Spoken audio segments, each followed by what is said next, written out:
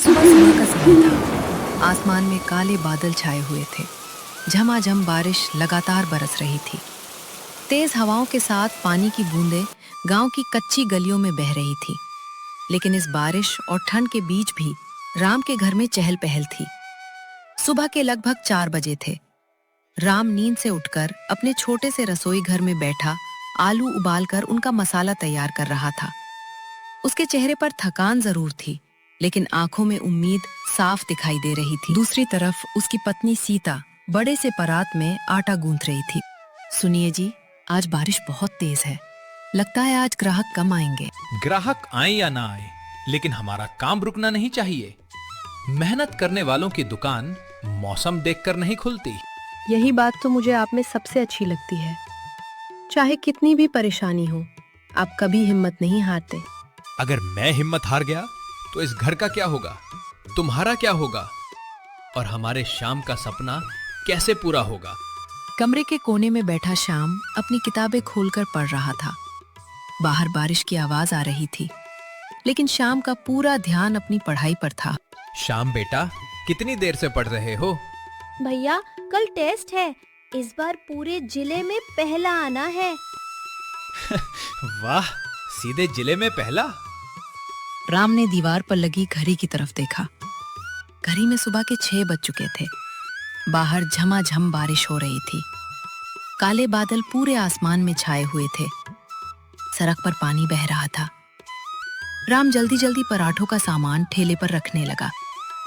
सीता, जल्दी करो, सुबह के 6 बज चुके हैं। गांव के चौराहे पर लोग मेरे ठेले का इंतजार कर रहे होंगे। इतनी बारिश में कौन आएगा पराठे खाने? अरे मेरे ग्राहक सिर्फ ग्राहक नहीं हैं, वो मेरा परिवार है। रोज सुबह खेत जाने से पहले मेरे ठेले पर चाय और पराठा खाते हैं। अगर मैं देर से पहुंचा तो सब बोलेंगे कि राम आज कहाँ रह गया। ठीक है, लेकिन ध्यान से जाना। बारिश बहुत तेज हो रही है। सड़कों में जगह जगह पानी भरा हुआ है। कहीं जल्दी के चक्कर में फिसल मत जाना। सीता के प्यार और अपने छोटे भाई श्याम को एक बड़ा अफसर बनाने का सपना दिल में लिए राम तेज बारिश में अपना ठेला धकेलते हुए गांव की तरफ चल पड़ा। राम जैसे ही बारिश में भीगते भीगते गांव के चौराहे पर पहुंचा, वहां का नजारा देखकर उसके चेहरे पर मुस्कान आ गई। तेज बारिश के बावजूद चौराहे पर कई लोग पहले से ही छाता ओढ़े खड़े थे।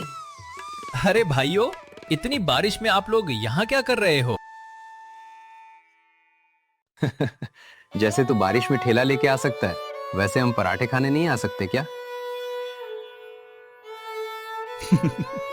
राम, जल्दी से 2 गर्मा गर्म पराठे बना दे। सुबह से पेट में चूहे दौड़ रहे हैं।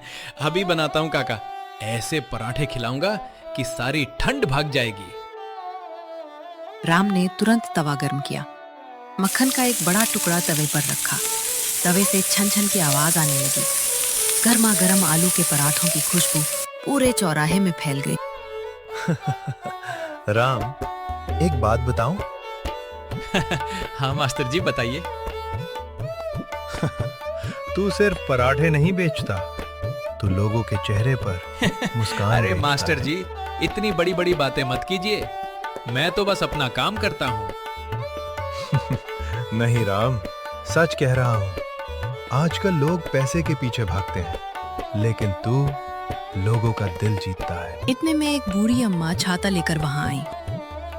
राम बेटा, मेरे लिए भी एक पराठा बना दे। अरे अम्मा, आपके लिए तो सबसे पहले बनेगा।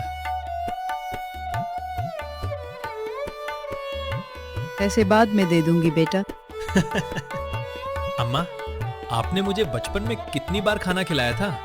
आपके लिए पैसे की बात मत किया करो। भगवान तुझे हमेशा खुश रखे बेटा। तेरी मेहनत रंग लाए, और जिस सपने के लिए तू दिन रात मेहनत कर रहा है, वो सपना जरूर पूरा हो। इतना कहकर अम्मा अपना छाता संभालते हुए धीरे धीरे वहां से चली गई। राम फिर से पराठे बनाने में लग गया। तवे पर मक्खन की खुशबू फैल रही थी। ग्राहक गर्मा गर्म पराठों का आनंद ले रहे थे। तभी अचानक दूर से एक गाड़ी के हॉर्न की आवाज सुनाई दी। किसी गाड़ी के ब्रेक की जोरदार आवाज पूरे चौराहे में गूंज उठी। सभी लोगों की नजरें एक साथ सड़क की तरफ घूम गई। तेज बारिश की वजह से सड़क पूरी तरह गीली थी।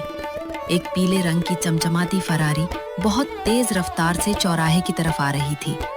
अचानक ड्राइवर ने जोर से ब्रेक मारा, लेकिन सड़क पर पानी भरा होने की वजह से गाड़ी फिसल गई। फरारी कई फीट तक फिसलती हुई सीधे राम के ठेले के सामने आकर रुक गई। कुछ पल के लिए पूरा चौराहा शांत हो गया। हे भगवान, बस थोड़ा सा और होता तो राम का ठेला टूट जाता। इतनी महंगी गाड़ी गांव में कौन लेकर आया है? राम भी हैरानी से गाड़ी को देखने लगा। फरारी के शीशों पर बारिश की बूंदें चमक रही थीं। धीरे धीरे गाड़ी का दरवाजा खुला। सबकी नजरें उसी तरफ टिक गईं। सब सोच रहे थे कि आखिर इस महंगी फरारी में कौन बैठा है।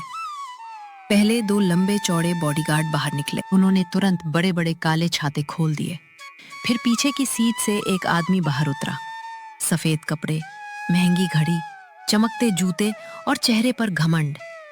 उसे देखते ही कई गांववासी ठाकुर रणवीर सिंह।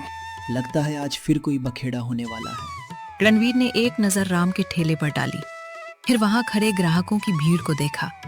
उसके चेहरे पर हल्की सी मुस्कान आई, लेकिन उस मुस्कान में अपनापन नहीं, जलन छिपी हुई थी। वाह राम, इतनी बारिश में भी तेरे ठेले पर भीड़ लगी हुई है। नमस्ते ठाकुर साहब। नमस्ते, लेकिन मुझे समझ नहीं आता कि लोग इस छोटे से ठेले पर इतना भरोसा क्यों करते हैं। शायद इसलिए क्योंकि मैं पराठों के साथ ईमानदारी भी परोसता हूँ। ये सुनते ही कुछ गांव वाले मुस्कुरा दिए, लेकिन रणवीर का चेहरा थोड़ा सख्त हो गया। उसे बिल्कुल पसंद नहीं था कि कोई गरीब आदमी उसके सामने इतनी हिम्मत से बात करे। और यहीं से शुरू होने वाली थी राम और रणवीर की असली दुश्मनी। बारिश अब और तेज हो चुकी थी। बिजली आसमान में चमक रही थी। रणवीर धीरे धीरे राम के ठेले की तरफ बढ़ा। उसके बॉडीगार्ड उसके पीछे छाते लेकर चल रहे थे।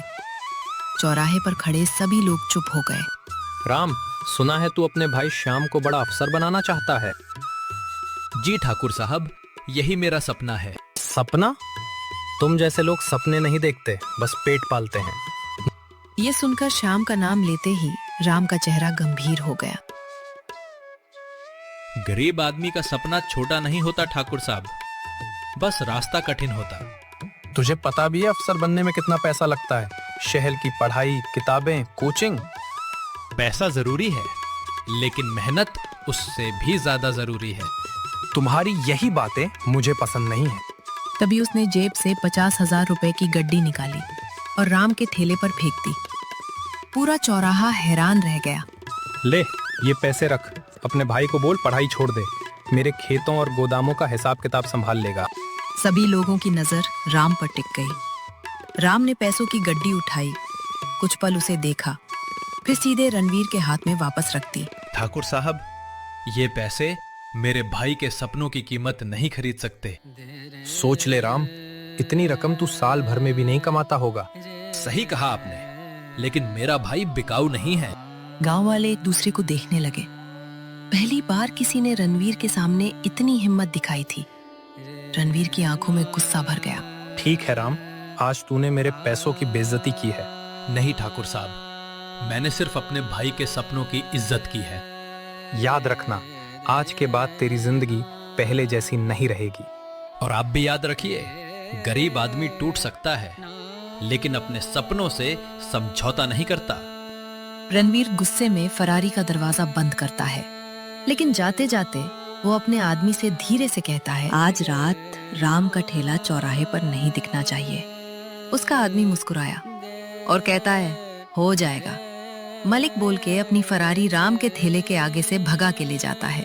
राम को अभी पता नहीं था कि उसके जीवन का सबसे बड़ा तूफान अभी आने वाला था।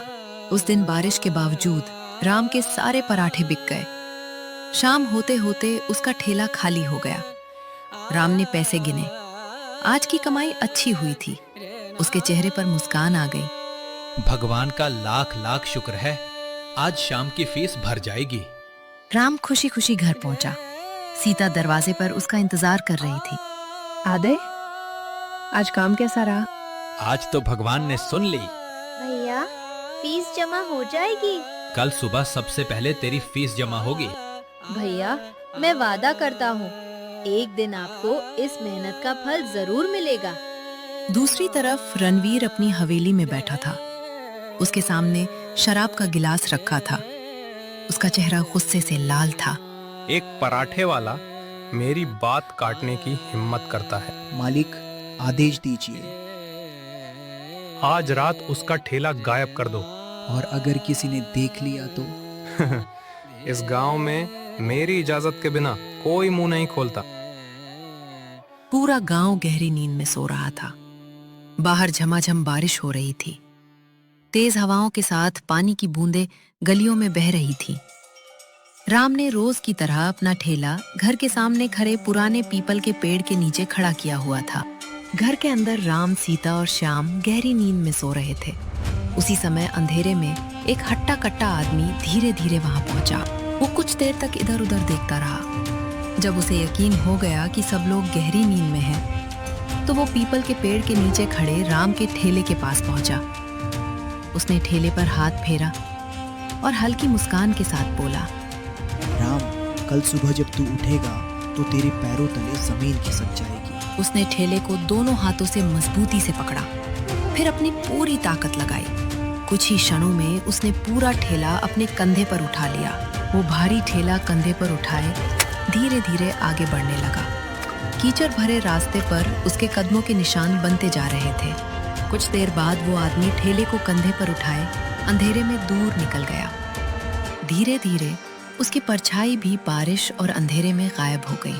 पीपल का पेड़ वहीं खड़ा था, लेकिन उसके नीचे की जगह अब पूरी तरह खाली हो चुकी थी। किसी को नहीं पता था कि ये सिर्फ एक ठेले की चोरी नहीं थी। ये राम के सपनों पर किया गया पहला वार था। सुबह के लगभग 4 बजे थे। बारिश अब भी रुक रुक कर हो रही थी। राम हमेशा की तरह सबसे पहले उठ गया। उसने भगवान का नाम लिया और बाहर निकल आया। लेकिन जैसे ही उसकी नजर पीपल के पेड़ के नीचे पड़ी, जहां रोज उसका ठेला खड़ा रहता था, वहां सिर्फ गीली मिट्टी थी। ठेला गायब था। नहीं, ये नहीं हो सकता। सीता, श्याम, जल्दी बाहर आओ। राम की आवाज सुनकर सीता और श्याम घबरा कर बाहर दौड़े। क्या हुआ जी? हमारा ठेला, कोई हमारा ठेला ले गया। 10 साल की मेहनत थी वो ठेला। हिम्मत मत हारिए। सीता, उस ठेले से ही घर चलता था। उसी से शाम की फीस भरनी थी। भैया, मेरी वजह से परेशान मत हो। फिर वही बात, तू मेरी जिम्मेदारी नहीं, मेरा सपना है। श्याम की नजर कीचड़ पर पड़ी। उसे कुछ अजीब दिखाई दिया। भैया, इधर देखो। राम और सीता उसके पास आए। कीचड़ में किसी आदमी के बहुत बड़े पैरों के निशान बने हुए थे। निशान घर के सामने से शुरू होकर जंगल की तरफ जा रहे थे। चलो देखते हैं। तीनों उन निशानों का पीछा करने लगे। बारिश की वजह से रास्ता फिसलन भरा था। करीब आधे घंटे बाद निशान एक पुराने गोदाम के पास जाकर खत्म हो गए। राम ने धीरे से गोदाम का दरवाजा खोला। दरवाजा चर्र की आवाज के साथ खुला। अंदर घुप अंधेरा था। राम ने हिम्मत जुटाई और आगे बढ़ा। अचानक बिजली चमकी और उसी रोशनी में राम की नजर एक कोने पर पड़ी। वहां उसका ठेला खड़ा था। उसके चेहरे पर खुशी आ गई। लेकिन तभी अंधेरे से एक भारी आवाज गूंजी।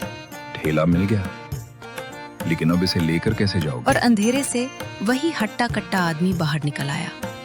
उसकी आंखों में खतरनाक चमक थी और यहीं से राम की जिंदगी की सबसे बड़ी लड़ाई शुरू होने वाली थी। ठेला मिल गया, अब इसे यहाँ से ले जाकर दिखाओ। तुम कौन हो? मेरा ठेला क्यों चुराया? मैं तो सिर्फ आदेश मानता हूँ, किसका आदेश? जिसका नाम सुनकर पूरा गांव कांपता है। राम समझ गया कि इसके पीछे कोई बड़ा आदमी है। क्या ठाकुर रणवीर ने भेजा है तुम्हें? लगता है तुम समझदार हो। इतना सुनते ही राम का खून खौल उठा। मैं अभी पुलिस को बुलाता हूँ। बुला ले, लेकिन तब तक मैं चला जाऊंगा। वो भागने लगा, लेकिन कीचड़ में उसका पैर फिसल गया। उसके चेहरे पर बंधा कपड़ा नीचे गिर गया। उसी समय गांव के कुछ लोग भी वहां पहुंच गए। जिन्हें राम ने रास्ते में खबर भेज दी थी। सबने उस आदमी को पकड़ लिया। मुझे माफ कर दो, मैंने ये काम अपने मन से नहीं किया। मुझे पहले से ही शक था, सिर्फ इसलिए कि राम मेहनत करके आगे बढ़ रहा था। किसी के सपनों से इतनी दुश्मनी? गांव वालों का गुस्सा बढ़ने लगा। सब लोग उसी समय रणवीर की हवेली पहुंच गए। रणवीर ने जब इतनी बड़ी भीड़ देखी तो उसके चेहरे का रंग उड़ गया। रणवीर, तुमने अपनी ताकत का गलत इस्तेमाल किया है। तुम्हें राम से माफी मांगनी होगी और उसके नुकसान की भरपाई करनी होगी। इतने सारे गांव वालों को एक साथ अपनी हवेली के सामने खड़ा देखकर ठाकुर रणवीर घबरा गया। पहली बार उसकी आवाज में घमंड नहीं, डर था। मुझे माफ कर दो, मुझसे बहुत बड़ी गलती हो गई। मैं तुम्हारे सारे नुकसान की भरपाई करूंगा। अगर ठेले का कोई सामान खराब हुआ है तो नया दिलाऊंगा। जो कमाई का नुकसान हुआ है वो भी दूंगा। नफरत से दुश्मन बनते हैं, लेकिन माफी से दोस्त बन जाते हैं। राम ने अपने बड़े दिल का परिचय दिया और ठाकुर रणवीर को माफ कर दिया। और ठाकुर रणवीर आज भी समय निकालकर उसके ठेले पर पराठे खाने जरूर आता था।